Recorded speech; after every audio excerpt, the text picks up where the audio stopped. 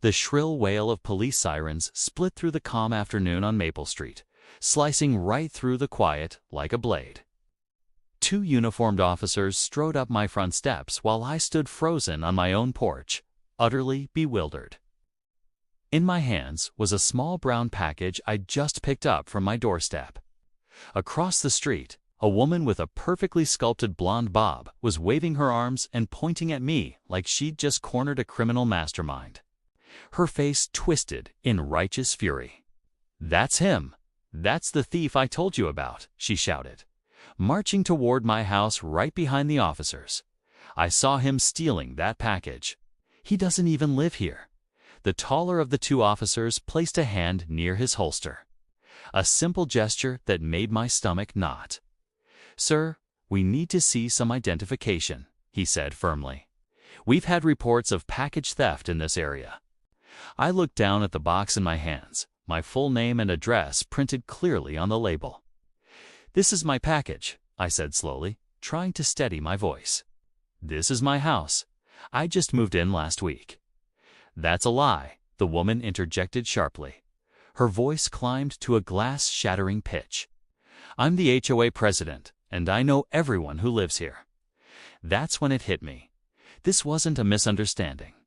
This was my official introduction to Brenda Kensington, the notorious HOA president the previous homeowners had warned me about. And apparently, it had taken her less than a week to make me her newest target. I'd only been in Cedar Ridge Estates for 7 days, a postcard-perfect suburban neighborhood with manicured lawns, white fences, and rules stricter than some courtrooms. The moment I signed the closing papers, my realtor gave me a sympathetic smile and handed me a thick 3-inch binder labeled Cedar Ridge Estates Homeowners Association Guidelines and Regulations.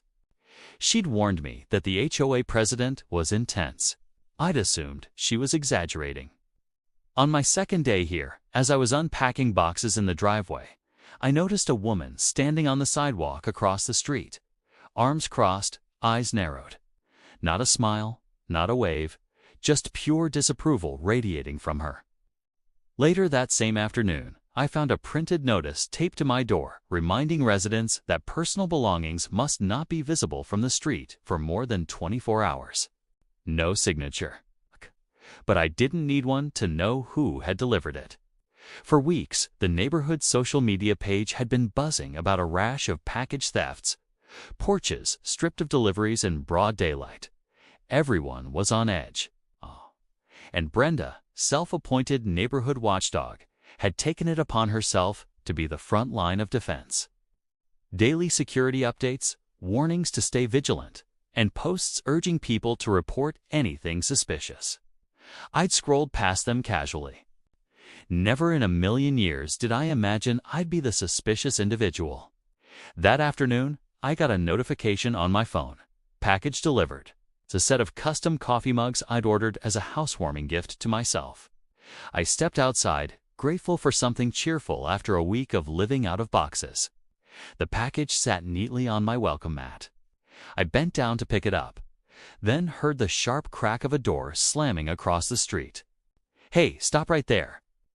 Brenda's voice cut through the air like a siren. She stormed toward me, smartphone held out like it was a badge. Her camera was already rolling. "I've got you now," she declared. I knew someone new was behind all these thefts. I straightened up slowly, the box still in my hands, completely thrown off.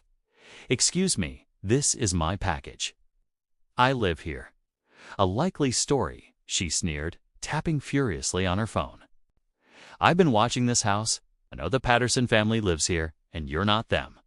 The Pattersons moved out last month," I said carefully. "I bought the house. My name's Arthur Mitchell. This package literally has my name on it." I turned the label toward her. Brenda didn't even look. She folded her arms with theatrical drama. "I'm calling the police." "Don't you dare move." She stepped back, phone already to her ear, speaking loudly enough to rattle every window on the block. "Yes, 911. I need officers immediately. I've caught the package thief red-handed." Within minutes, neighbors started drifting out of their houses. Some leaned on porch railings, others crept closer. Brenda was performing like she'd been waiting for this moment for years.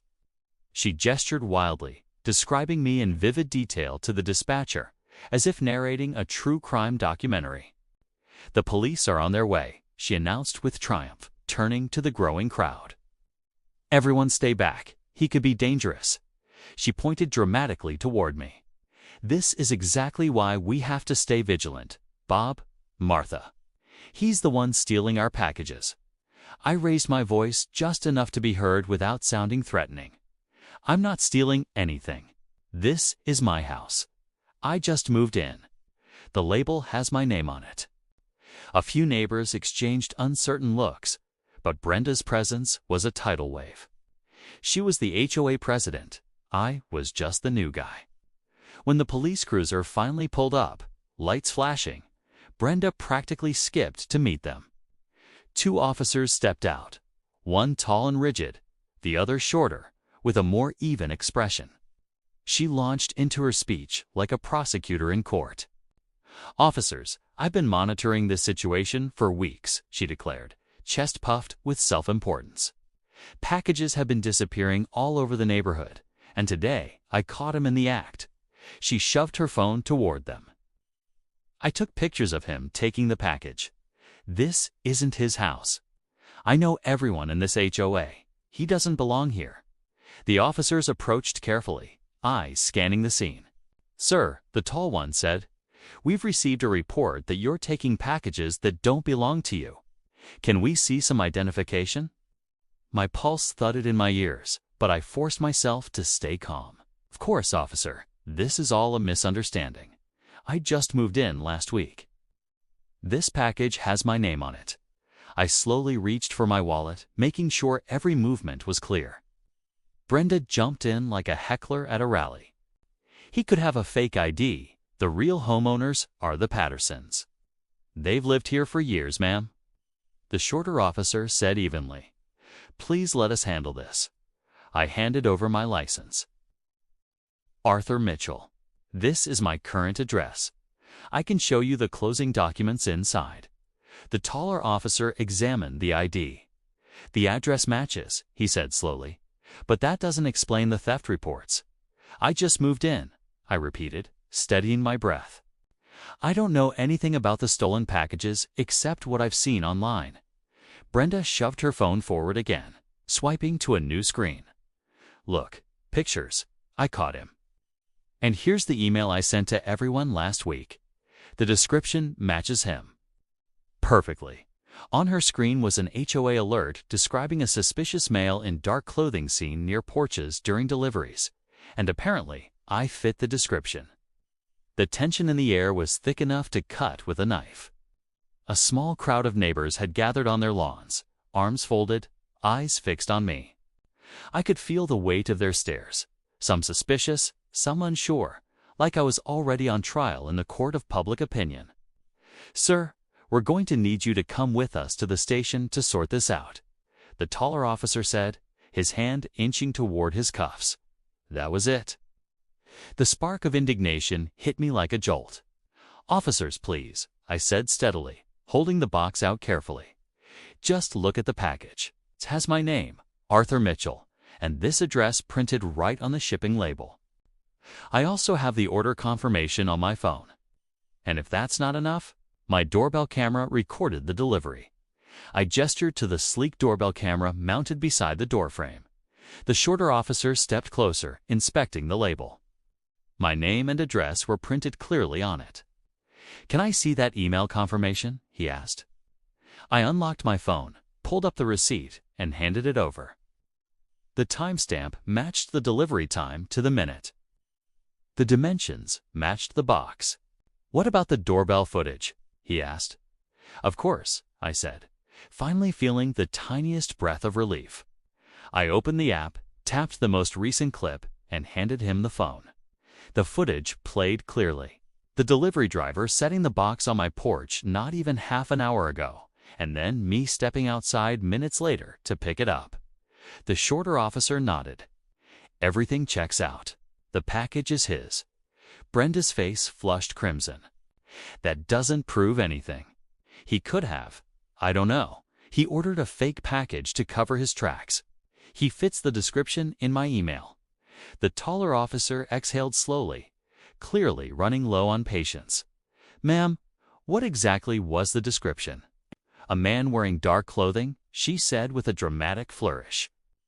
Look at him. He's wearing a black t-shirt. The officers exchanged a look. Even the taller one, who'd been tense a moment ago, seemed unimpressed now. Ma'am, the shorter officer said, his tone calm but firm. Do you have any actual evidence linking this man to any thefts? Brenda squared her shoulders like someone stepping up to a podium. I'm the HOA president, she declared, as if it were a badge of authority. It's my responsibility to protect this neighborhood. The theft started right after he moved in. That's not a coincidence. By now, even more neighbors had gathered. A ripple of murmurs moved through the crowd, uncertain, uneasy. Then an older man stepped forward from the back. Brenda, he said gently, I think you might be mistaken. I saw the moving trucks last week. The Pattersons told everyone months ago that they were selling. This young man bought their house fair and square. He turned to me with an apologetic smile. Sorry about this, son. Welcome to the neighborhood. Brenda's face twisted between rage and humiliation. Don't you see what's happening? He's fooling you all. Mike, call your wife. She confirmed the Pattersons wouldn't just. That's enough.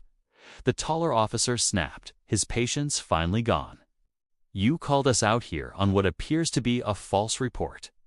The evidence clearly shows this man lives here and the package belongs to him. But the package thefts, Brenda sputtered. Filing a false police report is a serious offense. He interrupted firmly. So is interfering with an investigation. I strongly suggest you return to your home now. The shorter officer turned toward the crowd. Folks, there's nothing to see here. Please head back to your homes. Brenda stood rooted in place, cycling through several shades of red like a malfunctioning stoplight. Finally, she jabbed a shaking finger in my direction. The HOA will be reviewing your case. Mr. Mitchell, we have rules about the kind of people who can live here. Ma'am, the taller officer said sharply, his voice now carrying steel. That comment is dangerously close to harassment. Go home now, or this conversation takes a different turn. Brenda's jaw clenched. With a glare that could have cut through concrete, she spun on her heel and stormed across the street. Her door slammed so hard, the decorative wreath hanging from it tumbled to the ground. The officers turned back to me, their expressions softening. They apologized for the ordeal and assured me a report would be filed to document the incident, just in case there were any future misunderstandings. As the patrol car rolled away, a few neighbors approached, suddenly friendlier, now that the smoke had cleared. They introduced themselves properly, shaking my hand, welcoming me to Cedar Ridge Estates. One woman leaned in and whispered, "You're not the first." She's done this before. 3 days later, I opened my mailbox to find a stiff white envelope marked Urgent HOA Board Notice. Inside, a neatly typed letter informed me that an emergency HOA board meeting had been called to address recent security concerns and public disturbances. The meeting room was packed. More neighbors than I'd ever seen gathered in one place. And it didn't take long for the spotlight to turn on Brenda. Residents spoke up one by one. Stories about false alarms, harassment. Neighborhood surveillance has gone too far. The board members listened, stone-faced. When the votes were cast, the result was clear. 6-1.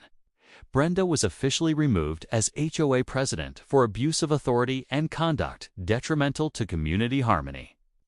But the real bombshell came at the end of the meeting. The vice president cleared his throat and pulled up security footage from another neighbor's camera system. The big screen flickered to life, and the entire room fell silent. The video showed Brenda, same blonde bob, same purposeful stride, walking up to porches and taking packages. Not once, not twice, but 3 separate times, always when no one was home. It turned out the so-called neighborhood guardian had been staging the thefts herself. Why? To justify her power grab and push the HOA to buy an expensive security system from her brother-in-law's company. The betrayal sent shockwaves through the room. Brenda was stripped of her position immediately. Worse for her, she now faced serious legal consequences. Package theft is mail theft, a federal crime. 5 years in prison, fines up to $250,000. When the authorities confronted her with the evidence, Brenda's face went pale as ash. "But I'm the HOA president," she whispered weakly. "This is my neighborhood. Not anymore."